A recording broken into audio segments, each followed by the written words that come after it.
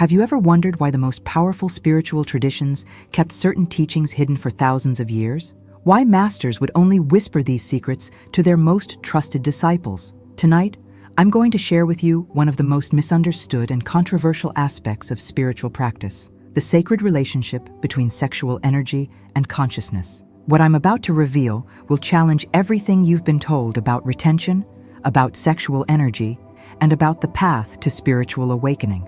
Because here's what no one tells you. Both complete retention and unconscious release can be spiritual dead ends. The real power lies in understanding something far more nuanced, far more profound. If you've been struggling with retention practices, feeling confused about conflicting advice, or sensing there's a deeper truth you're missing, this video will transform your understanding forever. But I need you to approach this with an open mind, because we're venturing into territory that mainstream spirituality rarely dares to explore. Before we dive deep, make sure to subscribe and hit that notification bell, because content like this, that challenges conventional wisdom with ancient truth, doesn't always reach everyone it's meant to serve. And if this resonates with your spiritual journey, share it with someone who's ready for this level of truth. Let me ask you something.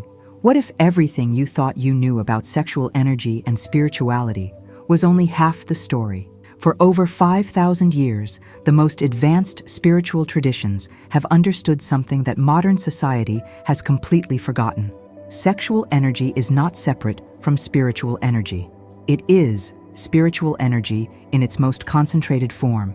The ancient Taoists called it Jing, the fundamental life essence that could either be wasted unconsciously or transformed into higher consciousness. The tantric masters of India saw it as ojas, the vital force that, when properly cultivated, becomes the fuel for enlightenment itself. In the Kabbalistic tradition, this energy was understood as the creative force of the divine, flowing through human consciousness. But here's where it gets profound.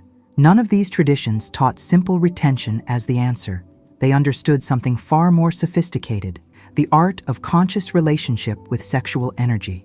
The Taoist masters spoke of the Bida Valley orgasm, a way of experiencing full energetic release without physical ejaculation.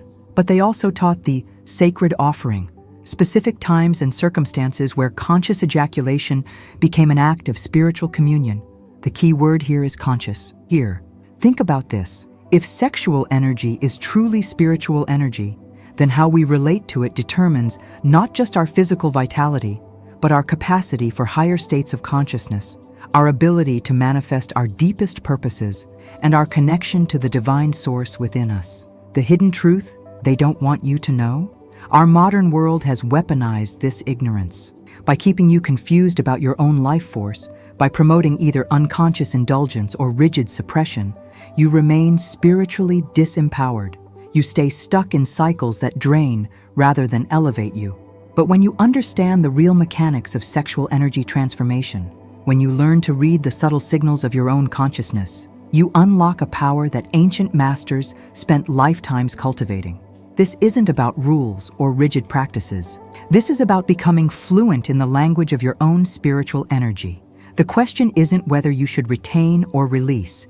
The question is, are you awake enough to choose consciously? Here's the uncomfortable truth that the retention community doesn't want to acknowledge. Rigid retention without proper understanding is creating more spiritual damage than unconscious release ever did.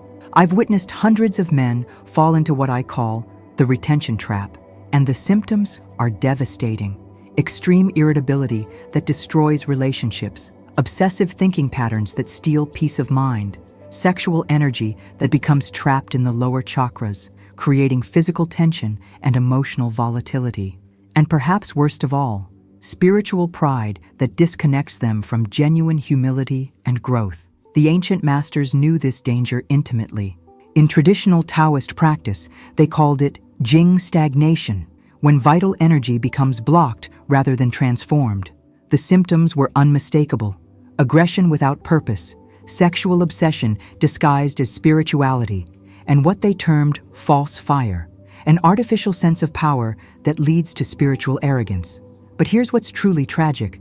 Most men experiencing these symptoms think they're signs of progress. They've been told that discomfort means they're holding their energy correctly, They mistake tension for power, obsession for dedication, and isolation for spiritual discipline. The real trap isn't in the retention itself, it's in the unconscious relationship with control.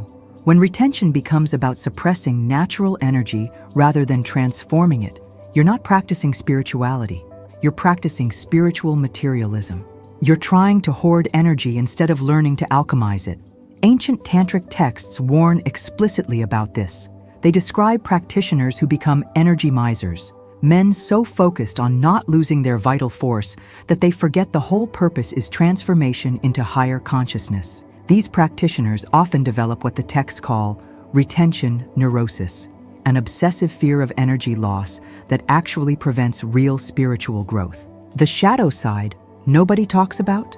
Many retention practitioners become secretly addicted to the sense of control itself. They mistake willpower for wisdom, suppression for transcendence. They create elaborate rules and counting systems that actually keep them more obsessed with sexual energy, not less. The most dangerous aspect of the retention trap is spiritual bypassing, using retention practices to avoid dealing with deeper emotional and psychological patterns. Instead of healing their relationship with intimacy, with vulnerability, with authentic connection, they use retention as a way to feel superior to their previous selves and to others who haven't awakened to this practice. But what if I told you that some of the most spiritually advanced masters throughout history practiced conscious, sacred ejaculation as part of their spiritual development? What if rigid retention is actually preventing you from accessing deeper states of consciousness that require a different kind of surrender?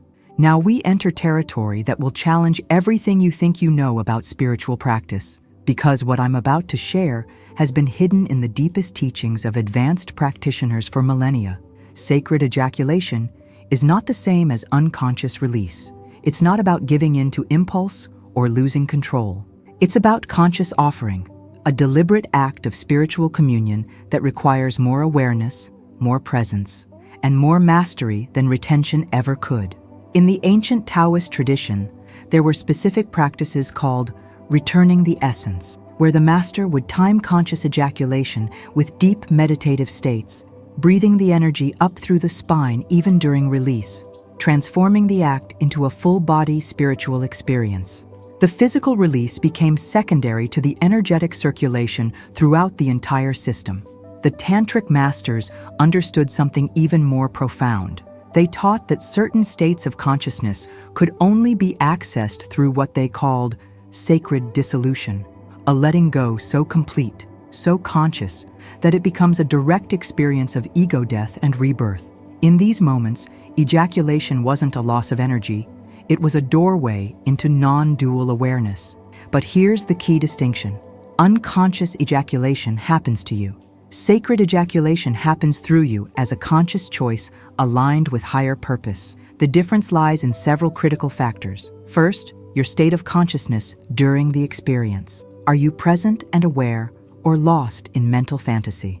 Are you breathing consciously, circulating energy throughout your body, or unconsciously contracting and holding your breath? Second, your intention and timing. Ancient practitioners understood lunar cycles, seasonal rhythms, and personal energy cycles. They knew when their system was naturally ready for release versus when retention would serve their growth. They didn't follow arbitrary rules. They listened to the wisdom of their own energy body. Third, the quality of connection. Sacred ejaculation often occurred within the context of deep spiritual partnership, what tantrics called maithuna, where both partners were consciously participating in energy cultivation together. The release became an offering not just to the divine, but to the beloved as an expression of sacred union. Perhaps most importantly, sacred ejaculation includes specific practices for energy recovery and transformation. Ancient masters didn't just release and move on. They had sophisticated techniques for gathering the energy that was released, breathing it back through their system, and using the post-release state for deeper meditation and spiritual insight. The lost art isn't about when to ejaculate. It's about how to remain consciously connected to your spiritual essence before, during, and after any energetic expression. When you master this, ejaculation becomes another tool for consciousness expansion, not an obstacle to it. The greatest spiritual masters throughout history shared one crucial skill. They could read the subtle language of their own energy body. They understood that consciousness itself would tell them when to cultivate through retention and when to transform through release. This is energy alchemy, the art of turning raw sexual energy into spiritual gold through conscious choice rather than rigid rules. Your body speaks to you constantly through what the Taoists called energy signatures. When retention serves your spiritual growth, you'll experience a specific set of signals: sustained energy without agitation, mental clarity without obsession, sexual interest without compulsion, and what ancient texts describe as golden warmth rising naturally through your spine. But when retention becomes energetically stagnant, your body sends different signals: irritability that doesn't resolve through normal spiritual practices, sexual thoughts that become intrusive rather than inspiring, physical tension that accumulates in your lower back and pelvis, and emotional volatility that seems disproportionate to external circumstances. The ancient masters understood 3 primary cycles that determine your practice: the daily cycle, the lunar cycle, and what they called the personal season cycle. The daily cycle relates to your natural energy rhythms. Most men experience peak sexual energy in the morning hours. This is when retention practices are most powerful for energy cultivation. Evening hours, when natural energy is descending, often call for different approaches. Ancient practitioners learned to work with these rhythms rather than against them. The lunar cycle connects to deeper energetic patterns. The new moon period traditionally supports retention and internal cultivation. The full moon period often calls for release and offering. This isn't superstition. It's recognition that your energy body responds to the same cosmic forces that move the tides. But the most crucial cycle is your personal season cycle, the unique rhythm of your own spiritual development. Sometimes you're in a gathering season, where every ounce of energy needs to be conserved and transformed. Other times you're in an offering season, where conscious release becomes an act of spiritual service. Here's how to read these signs. When you're in a gathering season, retention feels effortless and natural. Your energy builds without creating tension. Your meditation deepens. Your sense of purpose becomes clearer. Your capacity for focused action increases dramatically. When you're in an offering season, retention begins to feel forced. Energy builds but doesn't transform. You may experience what masters called spiritual constipation, where holding energy actually prevents its natural evolution into higher consciousness. The alchemy happens when you learn to surf these cycles rather than fighting them. When you understand that both retention and conscious release can serve the same ultimate purpose, the transformation of sexual energy into spiritual realization. Advanced practitioners develop what the tantrics called energy intuition, the ability to sense in any moment whether their system is calling for cultivation through holding or transformation through release. This intuition becomes more refined than any external rule or counting system could ever be. The secret is learning to ask your energy body directly, what serves my highest growth right now? And then having the spiritual maturity to follow that guidance, even when it challenges your preconceptions about what spiritual practice should look like. Now comes the most practical and transformational part of everything we've explored: how to actually integrate this wisdom into a sustainable spiritual practice that serves your unique path of awakening. The integration protocol isn't about following someone else's formula. It's about developing your own dynamic relationship with sexual energy based on conscious awareness rather than unconscious reaction. Here's your practical framework. Begin each week with what I call energy check-in meditation. Spend 10-15 minutes in quiet reflection, placing your awareness in your lower abdomen and honestly assess your current energy state. Are you feeling scattered and seeking grounding through retention? Are you feeling stagnant and needing movement through release? Are you feeling balanced and ready to deepen whichever practice you're currently engaged with? The key is developing what ancient masters called energy honesty, the willingness to acknowledge what's actually happening in your system rather than what you think should be happening. Create a simple daily practice that includes both retention techniques and release preparation. Even on days when you're practicing retention, spend time cultivating the awareness and breathing techniques that make sacred ejaculation possible. This keeps your relationship with both practices alive and conscious. Signs you're on the right path. Your overall life energy increases rather than becoming obsessive. Your relationships improve rather than becoming strained. Your spiritual practices deepen rather than becoming mechanical. You feel more connected to your authentic purpose rather than more controlled by rules about sexual energy. Red flags that indicate imbalance. You find yourself thinking about sexual energy practices more than actually experiencing spiritual growth. You begin judging others based on their sexual practices. You notice increasing isolation or superiority thinking. Your energy becomes rigid rather than flowing. You lose touch with joy and spontaneity in your spiritual life. The advanced integration includes seasonal adjustments. During high-stress periods, your energy body may need more retention for stability. During creative periods, it may call for more conscious release to fuel inspiration. During spiritual intensive periods, you might alternate between extended retention and sacred release as part of deepening your practice. Most importantly, remember that this path requires spiritual maturity. Both retention and sacred ejaculation can be misused as forms of spiritual materialism, ways of feeling special or superior rather than genuinely growing in consciousness. The integration protocol protects against this by keeping your focus on service, love, and authentic spiritual development rather than on sexual energy manipulation. Your daily intention should be, how can my relationship with sexual energy serve the highest good today? Whether that leads you toward retention or conscious release becomes secondary to the deeper question of authentic spiritual growth. The ultimate goal isn't mastery over sexual energy, it's freedom within your relationship with all energy. When you achieve this, you discover that sexual energy was always just one expression of the infinite creative force flowing through your consciousness. The path we've explored tonight isn't for everyone.